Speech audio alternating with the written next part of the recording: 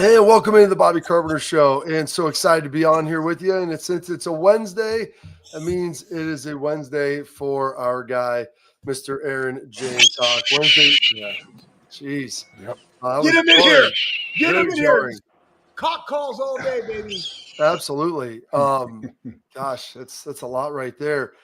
Age, I mean, we had a Mother's Day over the weekend. I got a chance to see your lovely mom and dad, Judy and Pistol, out at some lacrosse on, was that Saturday? So that was a fun little time, dude. How did we wrap that up? Oh, it was good. My parents came down, got to watch my daughter play some lacrosse. They missed the boys played on Mother's Day on Sunday. They didn't get to see their games, but yeah, it was great, man. It's cool. It's cool being out there. It's nice when there's actually the weather is nice, the sun is out. Like we realize we are through winter and we're entering a great time of year, I think. So I'm excited. But you got sunburns. That's the only problem. Like, how did we prevent the sunburnage? Well, I mean, what do you mean, Bob? I reapply every 10 minutes. You know me with my super albino skin. I'm always reapplying, but my kids love it. They don't care. They want to get burnt. Like that's like a badge of honor for my kids. They want to go get sunburnt and say that it fades into a nice tan. And then they just lay there in bed at night, sweating and crying about why they can't sleep and how hot they are. Yeah, I mean, that's usually what I say in the moment. Like, hey, if you don't want me to spray you down, then you are not allowed to say anything later about how painful this is. So, like, that's just how it works. And they kind of, they kind of understand the game. And then what did we get done? I know our guy Axel turned 8, so heading into second grade next year. What day was his birthday? Was it yesterday? Yeah, May 13th. He turned 8 years old. So yeah, he loves hibachi. Who doesn't love the old hibachi? Making a little volcano on fire and all the little tricks, and they had to do the little bottle that they're spraying, telling them it's sake, but obviously it's just water, spraying it in their mouth and stuff. So yeah, we got to do that with all the kids and cousins and everything last night. It was cool. Teaching them young.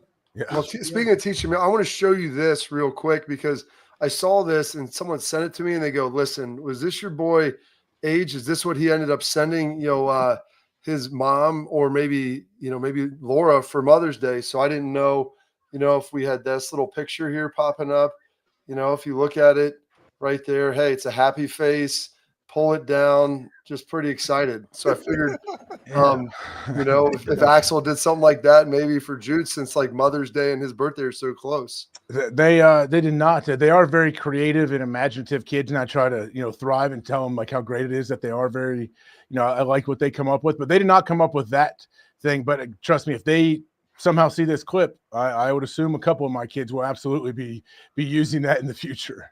Honestly, making dongs of things is like it's a whole other part of your brain besides even right or left.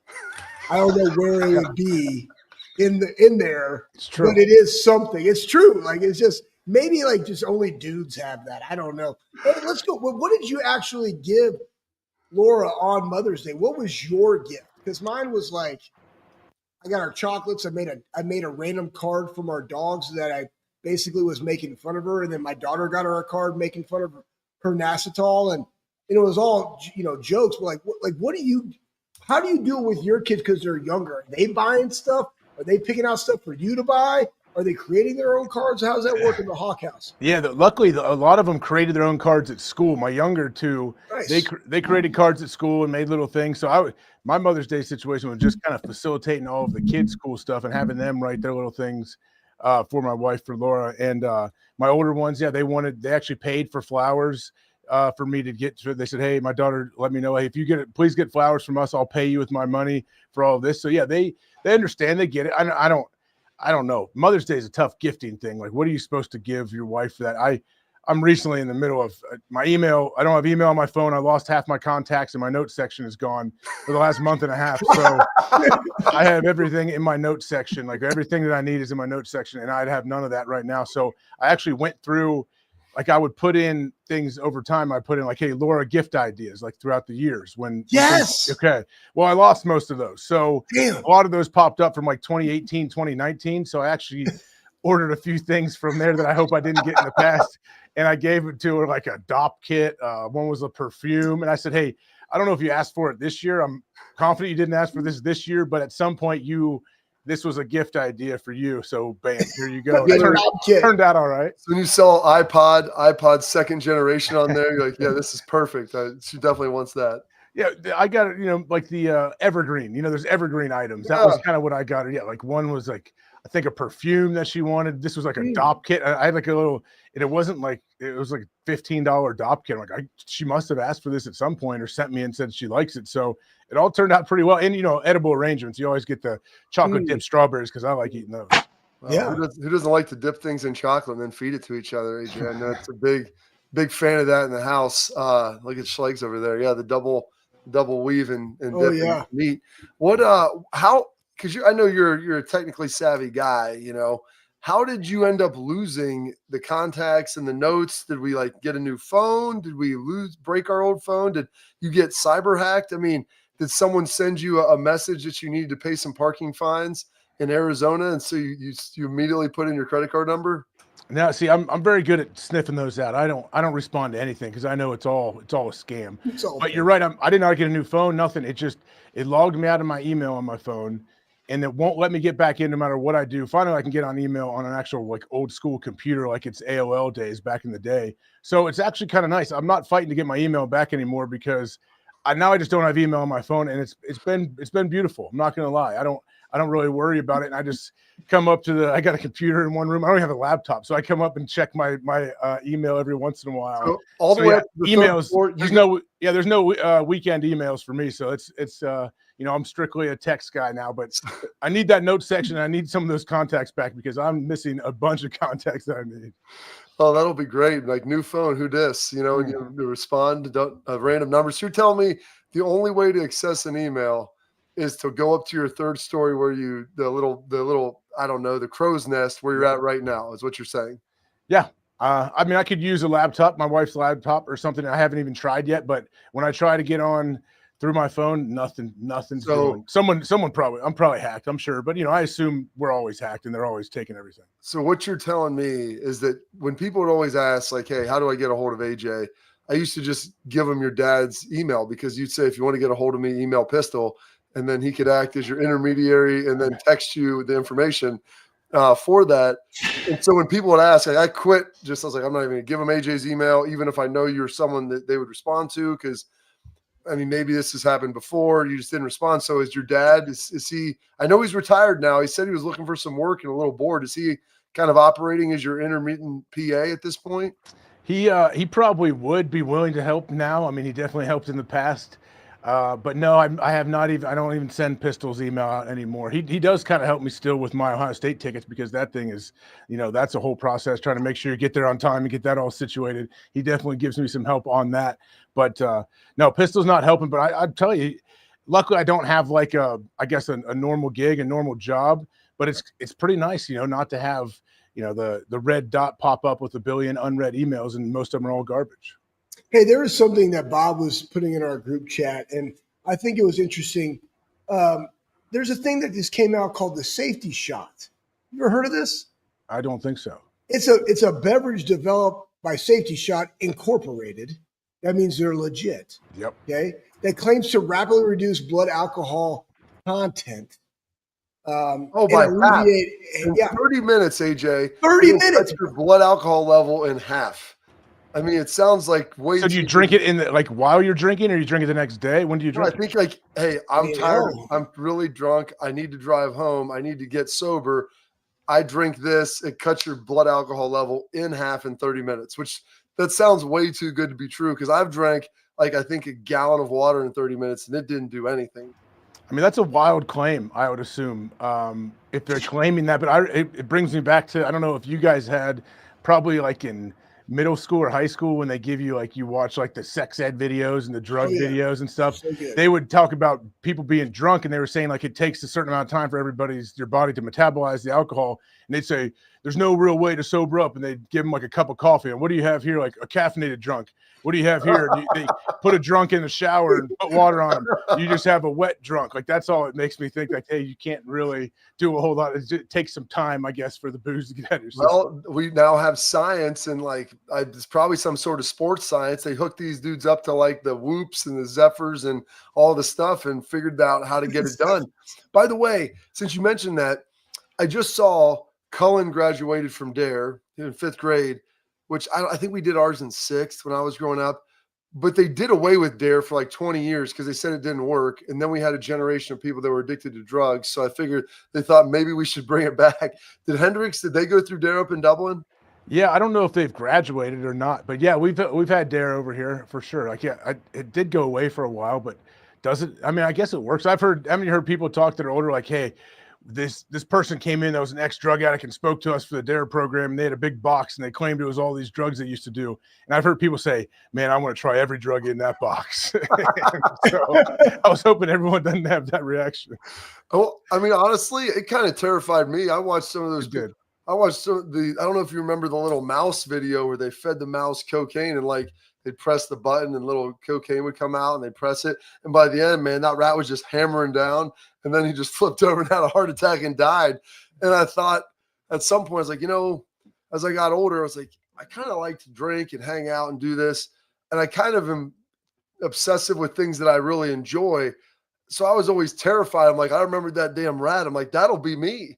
Like one day, Agent Slags will find me in college, and I'll just be like, I'll have not made it in to work out. I'll try to be the drunk that tried to sober up with some blow, and I'll just be laying there in my car, just dead in front of the Woody Hayes. That's something I wouldn't have minded because then you guys couldn't make fun of me for always waking up late, going to McDonald's and doing that stuff. So it could have helped you stay thin, though, Slags. Think about this. Exactly. Clean you up.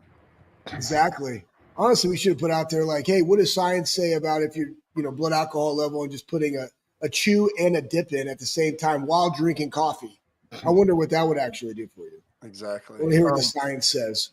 Age, I want to ask you this, a little bit of a football question here. I don't know if you've been following the Trey Henderson. I like that you're giggling over there. Well, of course. Trey Henderson with the Bengals, with what's going on with him, like he's holding out. Had like a 25-minute monologue with the media the other day, explaining his position with the team. Like, where are you at with regard to, players? Like, I always say, like, dude, players don't comment on other guys' contracts and everything going on because you could always be in that position yourself. Kind of where are you at when it comes to, his situation there in Cincinnati and what's kind of happened over the last 6 months? Yeah, his situation, it's weird because it's been going on for a couple of years, and he claims, like, the fact that he came back to Cincinnati to stand there like in golf clothes and talk to the media on the practice field, I think tells you a lot. Like, this dude is fed up. Like, he wants to be – it sounds like he wants to play in Cincinnati, but he's not going to play under his current deal because a year ago they told him, like, hey, we will take care of you. And you go out there and, you think, okay, the guy goes out there and leads the league in sacks. That, of course, when you look at the price, and I think he even said it, like, when he talked to the media, like, it's not my fault that the price of outside rushers has gone up so much over the last couple of years. I was trying to get paid. I was trying to sign something a couple of years ago from you guys, but now you got Myles Garrett making $40 million a year, and Trey Henderson makes 21, I believe, right now. So yeah, he definitely deserves a raise.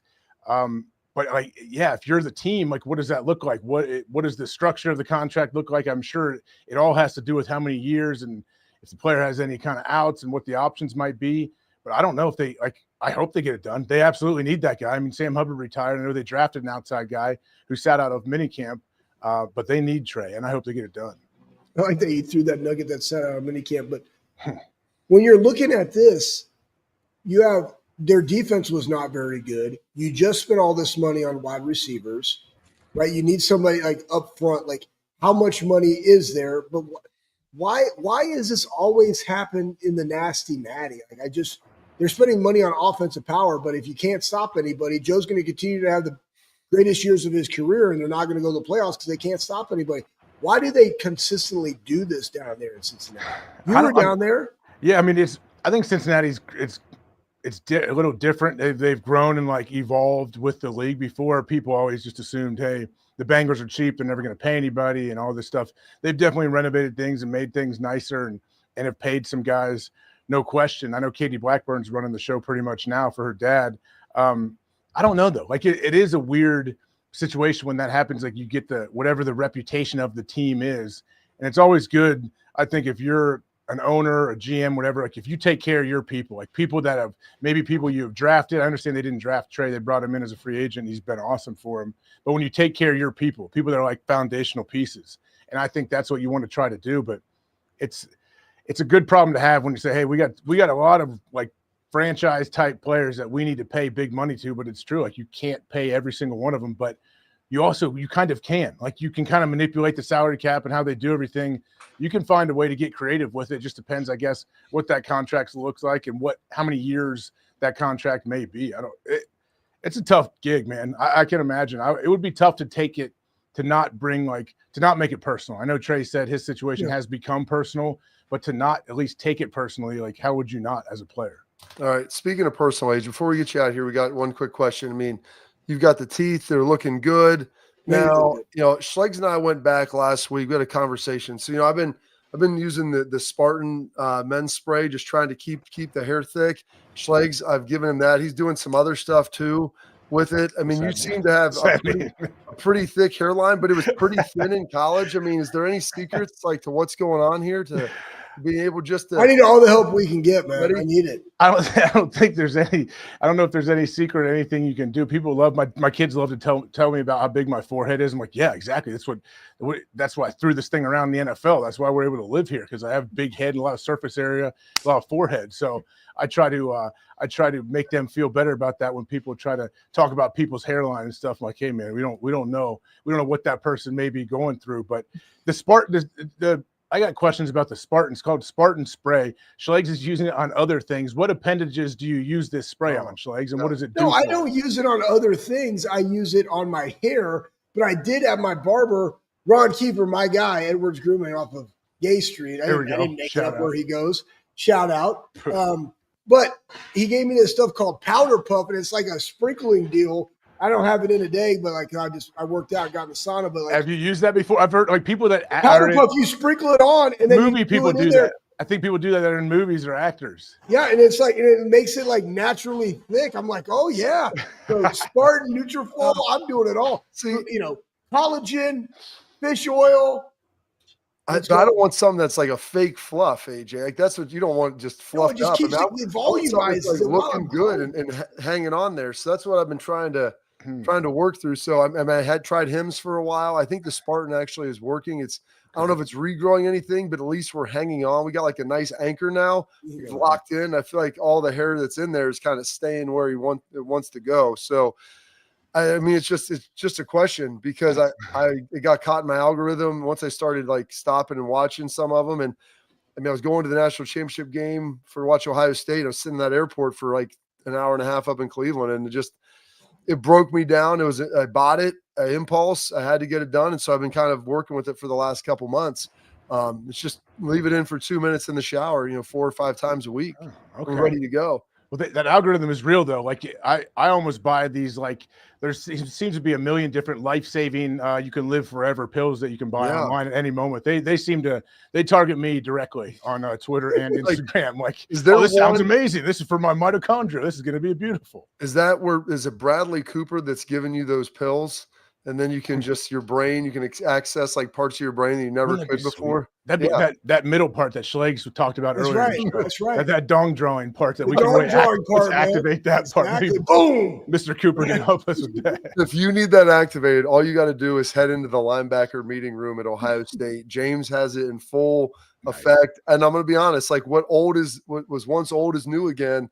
And they've got a great deal to the point where there's been other people in the facility that have commented on some of the things that go on in there. And I look at them, I go, listen, man, this is great. Like the guys, it means they've got a tight bond. They're very comfortable. Great fellowship. They're very comfortable with each other. If you can slide some phallic pictures just on the board throughout the room, I go in there and now it's like the photo hunt for me when I'm in there trying to find them to see if I can locate them when no one else is around. And maybe I even add in some of my own just hidden around to see if they can find them later. So it's really a great game, but they're really tight connected and it's a lot of fun. So what was the best place that you've ever hidden a secret dong drawing before, AJ?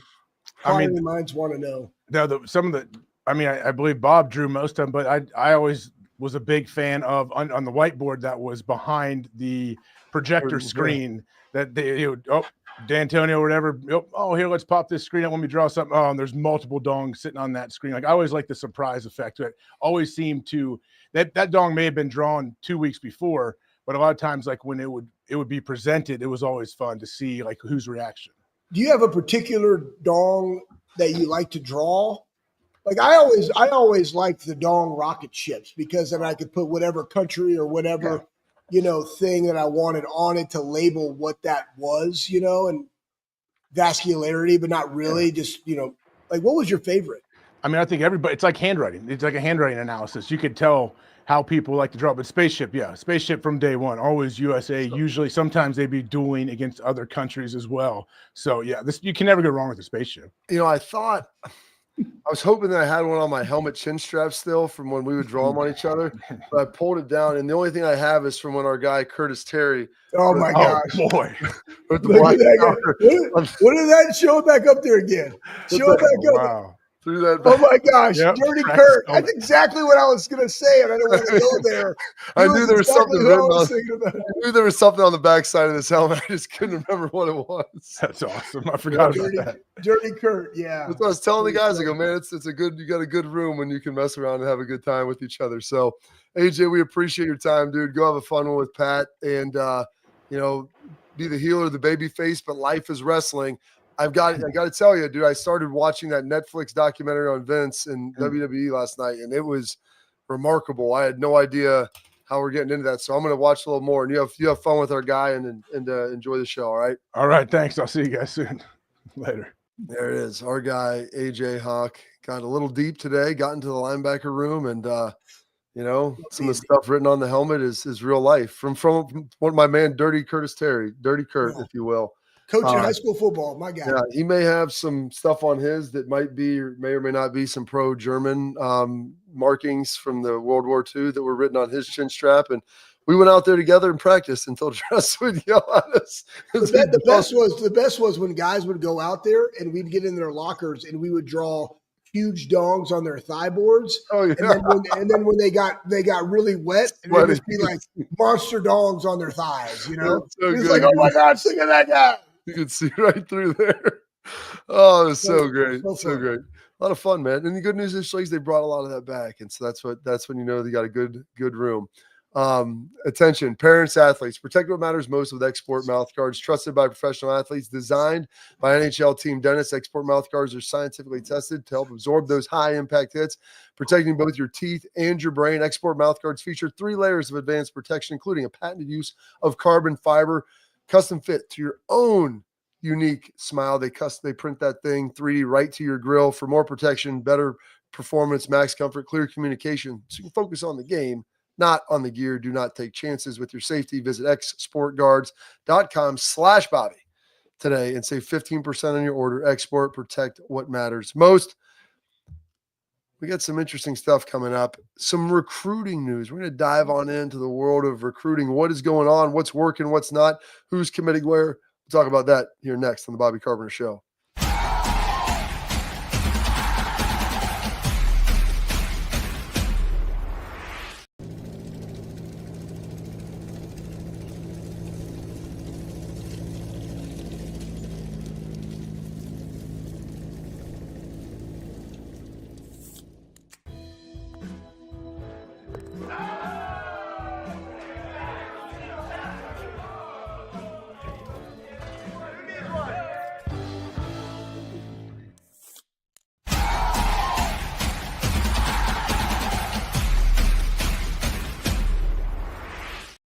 All right, welcome back in the Bobby Carpenter Show. And listen, hopefully you enjoyed that first segment with AJ. A lot of hijinks, a lot of fun. If you want to know what a dip into the meeting rooms are like, and what's great now with James is being the coach and the guys they have with Sonny and Arvell and Peyton Pierce and the crew. Like those guys have as much fun as we did back in the day. So it's been a lot of fun to watch them and to be a part and be around them a little bit.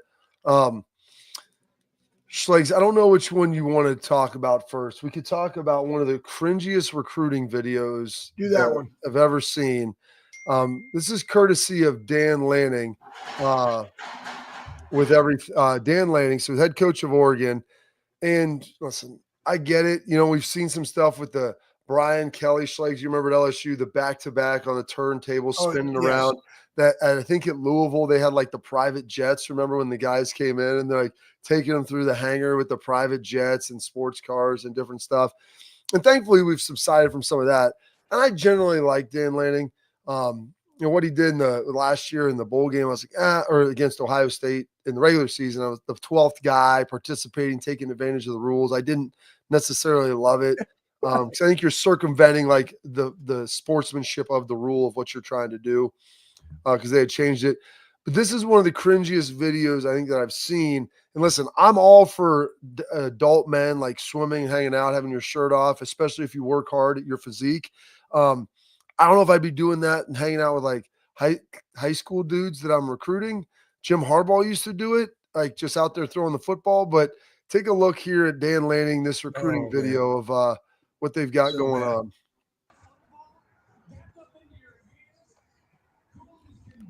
Didn't see you there. Well, you know, all the schools, they all show me, you know, so much love, but there's one school, you know, show me the most love, and, you know, I guess it's where I'm going. You ready, Coach? Let's get it. It's so terrible. Hold on. Wait for it, Clay. Wait for it. It's time, baby. Oh, it's time. Oh, I mean, so terrible. Schlegs, I'm going to evaluate this. Like, I was a pretty confident dude in high school. I don't know if I was that confident where 100% you would have, Bob. I was a swimmer. I actually went swimming today. And so I would swim, not in a Speedo, but that like would be a jammer. Those kind of look like, you know, skivvies or tights that you work out in. I mean, my wife yells at me when I like wear that out, even if I'm doing competitive swim. And you're mowing the yard. I'll go in it. Well, I don't do it when I mow the yard, but I'll go on a jog anymore, maybe. But I'll go on a jog. I did help coach my dad in some of the old school tight bike shorts, which were pretty sweet. Who wouldn't? Well, that's what they used to wear back in the day. But I was like, dude, why can chicks work out in spandex and dudes just can't? But I mean, the fact that that's what we're wearing there in that video, like, oh, didn't see you there. I'm here laying out. I mean, that was something else, man. Like maybe I'm not cut out for 2025 college football. Well, I mean, the fact like he's there and there's just like two random young ladies, appropriate age, one chair over. Okay. And then where did Dan Lanning come from? Where is he? Like? He came from the left and like, but it was just the setup, the being unauthentic about it and inauthentic. Like just inauthentic. What did I say? Unauthentic? Yeah. Inauthentic. Just be real. Like, hey, I'm going to Oregon. Like, I don't get that. What, like having a Jumbotron and sitting out there, listen, the weather's terrible out in Oregon. Just like it's overcast and rains a lot here too. Like we get it, but just because you're there on a good day doesn't mean you need to jump in a pool and Lord have mercy, take your shirt off when you look like that. Like, and nothing against them. And I understand the coaching life. Like you're in meetings and you're on the road and you're recruiting and you're watching film and you might not be eating the way you should and you put on a couple LBs because you can't work out appropriate, but like just a bad vibe right there with that whole video that I don't like. Yeah, it was that's not really indicative of the culture that you want there. You know what I'm saying? Like, what do you mean? You're not going to see Ryan Day. You're not going to see Ryan Day do that. I thought that was about hashtag brotherhood. You know, dudes just swimming in spandex together. But that's the thing, though. Like that goes back to like, are you a parent or are you their friend? Right? Are you a coach or are you a teammate? Like it's different. You know, I used to love I want to coach. I love my coach. I loved all my coaches, but they're there to coach you. I don't need them to be my BFF. That's why I had you guys. But I want a coach to tell me what I got to do to be better to reach my goals, not let's go swimming together. You know, what's amazing is it's a little bit like coaching. The coaches that I'm closest with now are guys that were the hardest on me. And now we can sit back and have a beer and talk about different things and talk about life and the realness of what happened. Some of the coaches that weren't like that, I don't really talk to because I don't know if there's that respect or that connection that was there, but it's the ones that always challenge you, I think. And it's the same thing with parents. People have told me, I have immense respect for my mom and dad now, and they never tried to be my friend. And you know what now? I was like, dude, I'm friends with my dad. We can hang out, we can talk, we can have drinks, we can do whatever. And my mom, because they were tough. And so I respect them for that as opposed to going out there and them wanting to hang out and be like the mom in Mean Girls where they're out there hanging, drinking schlegs, just having fun. And life's a beach, you know, life's a garden, dig it. So that's Joe Dute.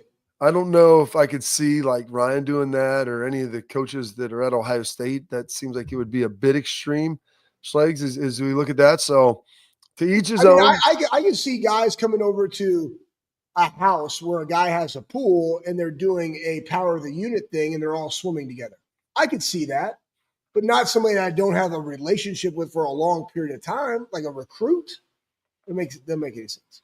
Yeah, kind of crazy to see that. So you want to go into we got more time. You want to go into like what people have to understand about a talking offer.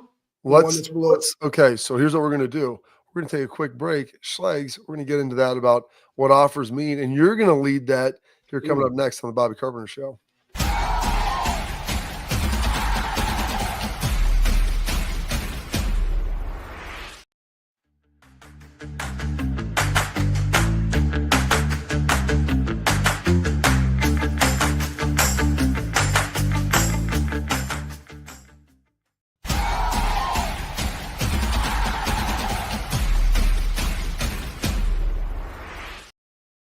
All right, welcome back in to the Bobby Carpenter Show. And Schlegs, you're the recruiting master, the maestro. Sure. You have kids that you wanted to be developed into division or whatever, college athletes. 1, 2, 3, doesn't matter. Schlegs is your guy. I mean, he's developed other players. He's developed his own children into those types of folks.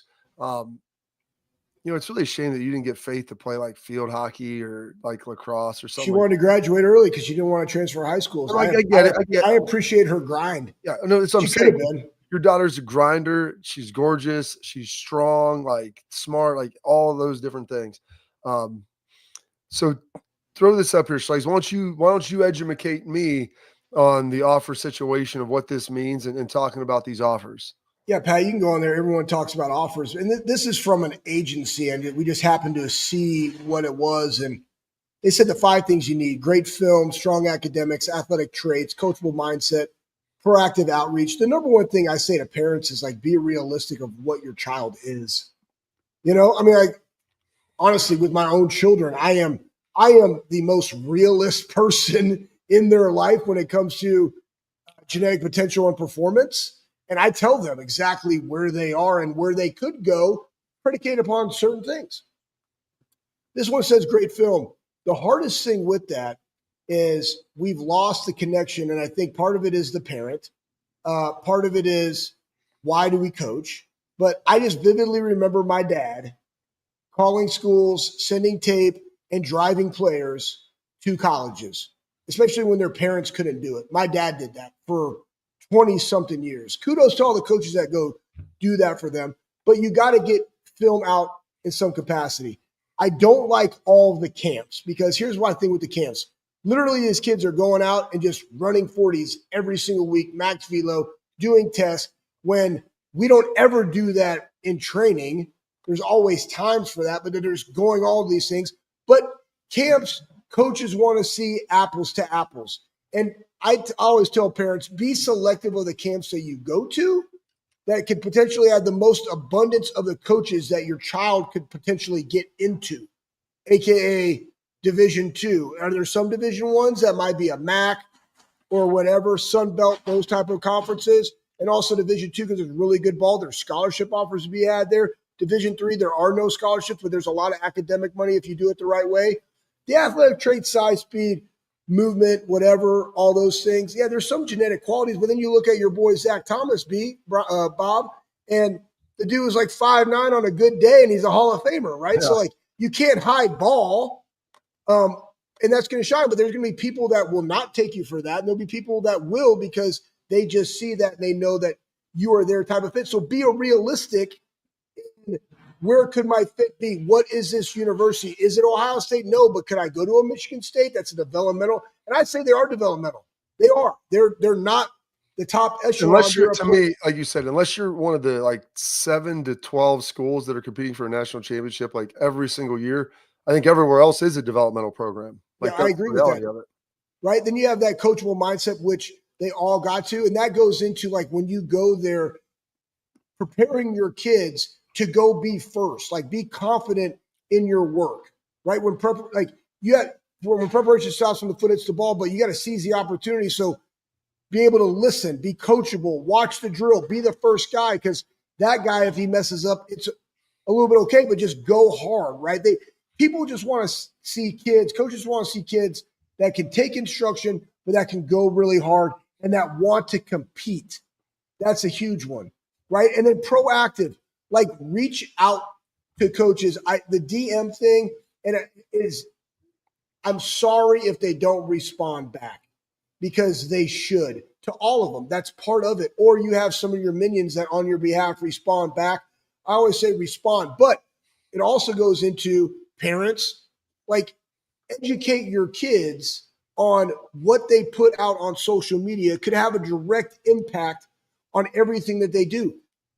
My son is a good kid, but I tell him all the time, guilty by association, you're going to play college baseball, all these things that you're around, you have to think about that, because what if it gets public? You know, if it does and you're around it, though you're not participating, it still matters. So just be very cognitive of those things and the people that you're around, because you're going to do bigger and better things than other people. So that's kind of it. But it always goes back to having that dialogue and that communication. Don't say, hey, it's their sole responsibility of the coach to go do that. It's not. It's a collective effort. The number one effort starts with your child doing what he's coached to do. And then when coaches, you throw a highlight film out there, they also want to see the mistakes. And we talked about that with Milrow. They want to see the full game tape, because that's where they can really get a good snapshot of how does this guy handle adversity? What is his attitude and effort from the first quarter to the last quarter? Send it all, man. Like, lay it all out on the table.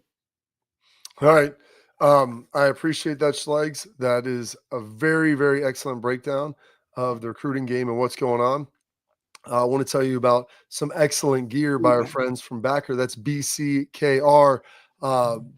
Premium products, premium quality, Buckeye gear, stuff that you love to see out there, Schlegs. That's going to be the stuff that's better than at the normal team shops. Yes. It's the hunting gear, the fishing gear, the skiing, whatever, golfing, like that premium stuff that you wear that looks so great, that feels so good. You're wondering, like, can I get it now with my team on it? Well, yeah, you can. And whether it's coats, hats, they've got it. It is there for you. It's a premium product with a little bit of a premium price, but with that, also some is going back to the Ohio State athletics for the student athletes. So you're helping to contribute to them as well. So go check them out. It's backer.com, BCKR. Use promo code Bobby, all caps, and that'll get you some expedited free shipping. So go check them out, backer.com. All right, coming up, we got our headlines. There's a Buckeye who's entering the coaching world, Schlegs. Let's hear where they're going and who that is coming up next.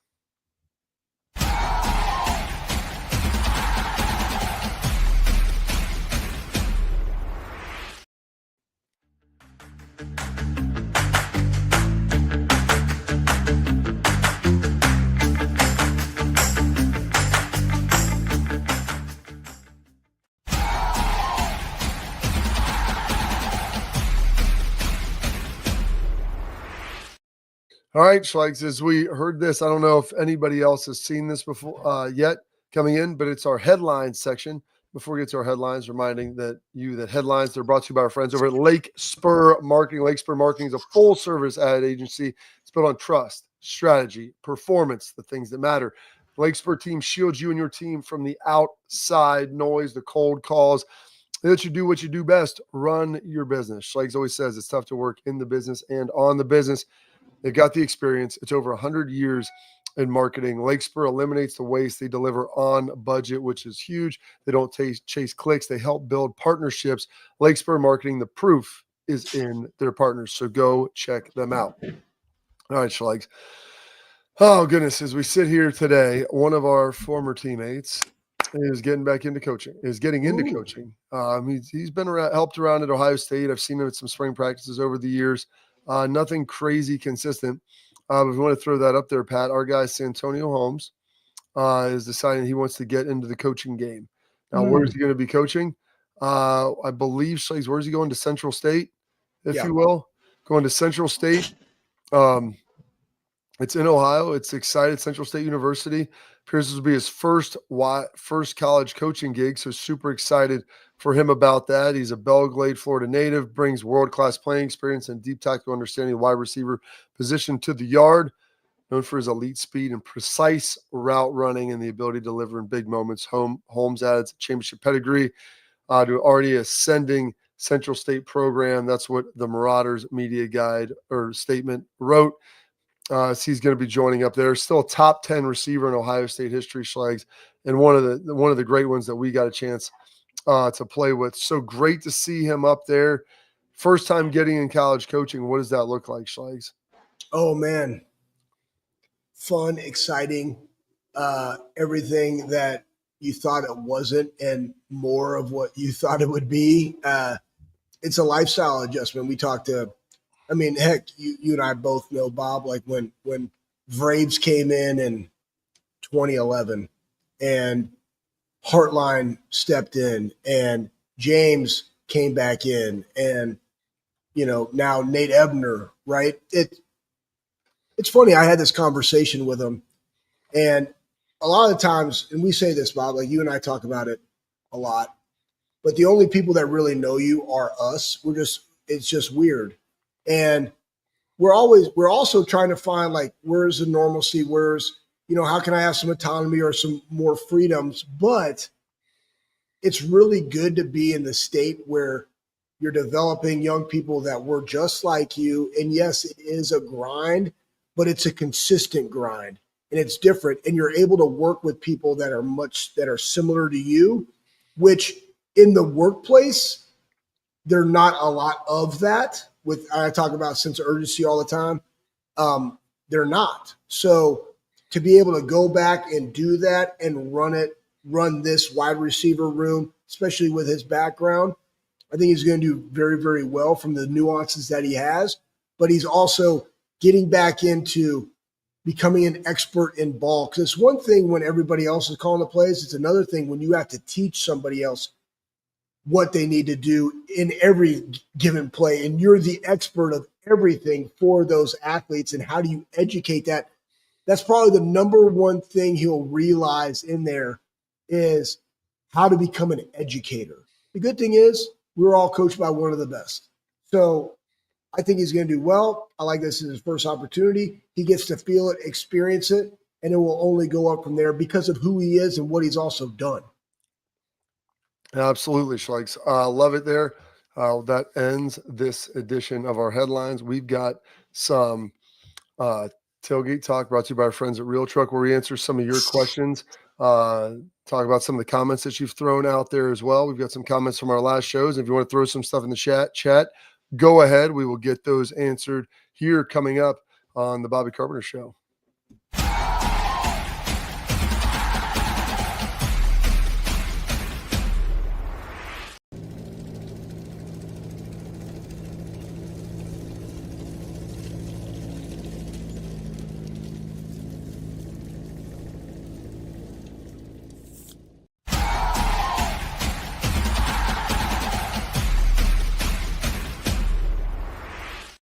All right, welcome back in the Bobby Carpenter Show. Now it's time for our Tailgate Talk brought to you by our friends at Real Truck. And Schlegs, as we look at this, there's been a lot of talk, and we're going to get to this Monday, folks, or not Monday, what is today? Thursday, about the schedule releases. Today's Wednesday. Yeah, today's Wednesday. We'll get to it tomorrow on Thursday. Touching on it, Ohio State, it was announced that Ohio State and Texas is going to be a Fox game. Now, they haven't formally announced it was Big Noon, but I don't know if anybody should be surprised at that. Fox gets the first three choices. They're going to jump on Michigan, Ohio State, Texas, and heck, they may take Ohio State, Penn State, or as another. I don't know.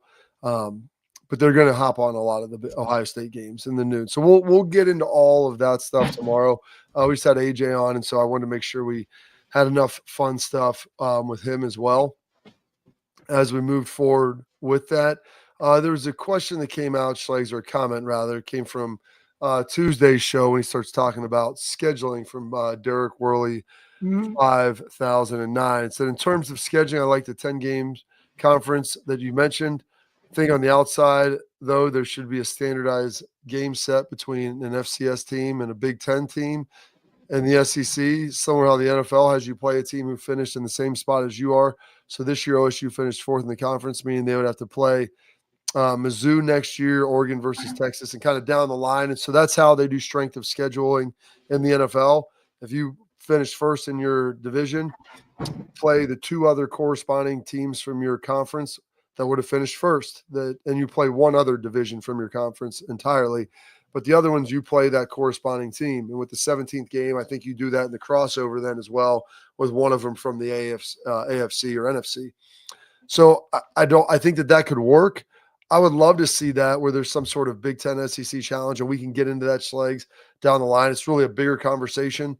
Problem is there's 16 teams in one, 18 teams in the other. And so trying to, where is it, 14 teams and 18. And so trying to mesh that up on a yearly basis could be tough. But I think it could be done if they move forward. And then said for the FCS piece, it's for funding. Those teams depend on those playing FCS, the FBS games. If the FBS cuts out those games completely, only a few programs will survive. Have everyone in the FCS play 1 week across conference and a rival. That way you get equal teams going to 10-game conference play. Like, it's not a bad idea, Schlegs, because then it gives you some level of congruency when it comes to scheduling. And it doesn't even have to be Big Ten, SEC. It could be like you're just playing Big 12, SEC, ACC, Big Ten. Like, where do those games come from? I do like the pairing. But again, when you go to eventually when you're going to have 64, 70 teams, and it is that way, because that's what you do in the NFL. Like in the NFL, it's like the NFC North is playing the AFC North that year in those games. Like that's how they do it. And there might be some other crossover, like you mentioned, Bob. That's where they got to go. And that way, the strength is the hardest thing with that is, we mentioned it earlier in this show, there's probably 12 teams that aren't developmental. Everybody else is. And so it's just from one year to the next in college football, especially with the parity that has come from the portal, you don't know what that one team looks like from year in and year out. Yeah. Example, Indiana this year. Example, Indiana on the positive. Negative example, Florida State, where they were knocking on the door of the CFP next year. What did they win? 2 or 3 games. So they were bad. So that's what makes it a little bit tough. But I do get it. Believe me, I would love a Big Ten SEC challenge where every year, and to make sure you would have maybe to make sure that you have your scheduling, because remember, you have to balance your home and away games where every year maybe all of the games are at the SEC. The next year, all of them are at the Big Ten. And so you'd be able to schedule accordingly off of that to kind of build that in. And then maybe Fox and ESPN could get together and say, hey, we rotate by taking 1, 3, 5, 6, fun 3, 5, 7, and then 2, 4, 6, 8 as you move forward the next corresponding years. It would be a great product. People would love it. They would be just ham over it. So I think there's a way, hopefully, to maybe get that done, but people have to sit down and be smart about it. All right, that's it for Tailgate Talk today. Great questions, great comments. Love them. Keep putting them in the chat and leave them there for us on the YouTube machine. Coming up next, Schlegs is going to wrap up the show with his parting thoughts.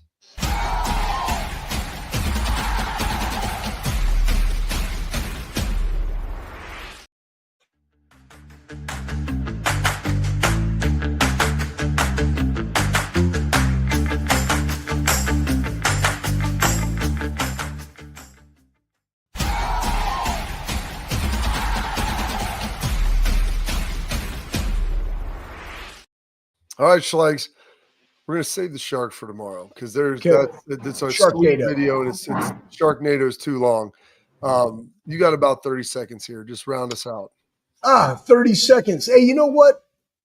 What I'm starting to do at the Armory, I always been having like team meetings, and I got a really, really good core team of people. And first day, I read this book right here. Boom, Poof David Copperfield. The One Thing. Good book, can't use it all. But one thing I did do is when I show up to work, I get my work done, and I just started scheduling our meetings at 2 o'clock. That way, tomorrow, people know exactly what the deliverable is. I don't bother them. We'll reconvene at 2. That's what we're doing after the Bobby Carpenter show today. We're going to attack and dominate, and so should you. Poof David Copperfield. We love it, Schlegs. All right, stay locked in here on the Bobby Carpenter show. We'll catch you tomorrow.